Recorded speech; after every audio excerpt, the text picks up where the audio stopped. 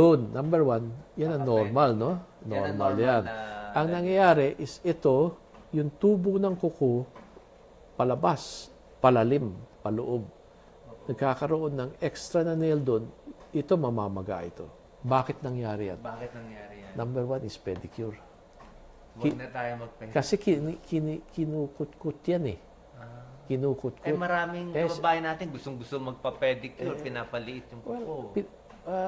Alam mo, ang importante dyan, malinis yung lugar, tanggalin yung mga dumi, at tulin, hindi naman, kasi pag sinusundot yung hindi dapat sundutin, mamamaga, at doon tutubo ng mali ang kuko. Okay? Doon tutubo ng mali ang kuko. Marami rin naman na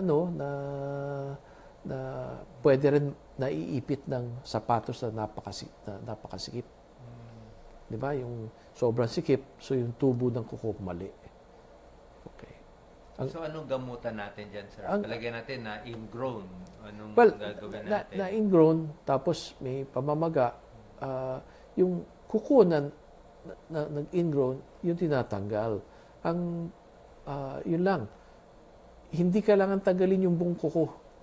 May alam ako, tinatanggal yung buong kuko, di ba? Oo, merong nakakalimutan. Kala nila yung buong kuko may kasalanan. Yung pala, ito lang. So, ito lang kailangan tanggalin, kapiraso.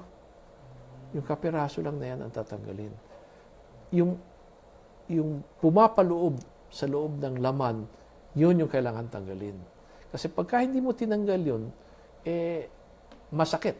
Hindi hihilom. Ngayon, yung iba, akala ingrown, meron lang pamamaga na konti dito. Ako, nilalagyan ko lang ng betadine nga lang yan. Binababaran ko lang ng betadine muna yan. Nilalagyan ko maliit na bulak, babara ng twice a day, thrice a day. Mawawala yung pamamaga niyan. Bihirang-bihira na kailangan bigyan ng antibiotic yan. Kailan natin lalagyan ng betadine lang? Kailan kailangan pumunta sa doktor para tanggalin yung subukan kuko muna, na pumasok? subukan mo tang lagyan ng betadine kasi pwedeng yung tinatawag na paronychia o yung ating laman, yung balat at laman lang, namaga dahil sa kakukut-kut. Baka hindi pa ingrown yan. So, unang gawin dyan is, lagyan lang ng antiseptic, lagyan lang ng povidone iodine, ng betadine, pwedeng ilagay dyan, ibabad lang yan, at malaking tsansa na gagaling yan. Ngayon, pagka parang may umuusbong na laman na kulay pula na hindi yun most likely merong ingrown yan. Bakit nangyayari yan? Yung kuko na yan, pumapailalim sa ating laman, yung laman natin bilang hindi dapat siya tumubo doon, tinutulak niya yung kuko rin. So, may lumalabas na laman. Oo nga. So, parang ganyan, naglalaban sila. Oo, may naglalaban na So, anong tip natin, sir, sa nagmamanicure or kung kadalasan ba sa pedicure o yung sariling hiwa, sariling gupit?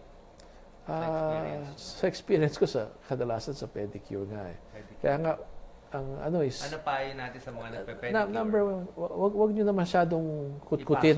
Wag nyo na masyadong kutkutin yung lugar. Kailangan lang ang linis. Kasi akala natin maganda yung napakanipis na kuko.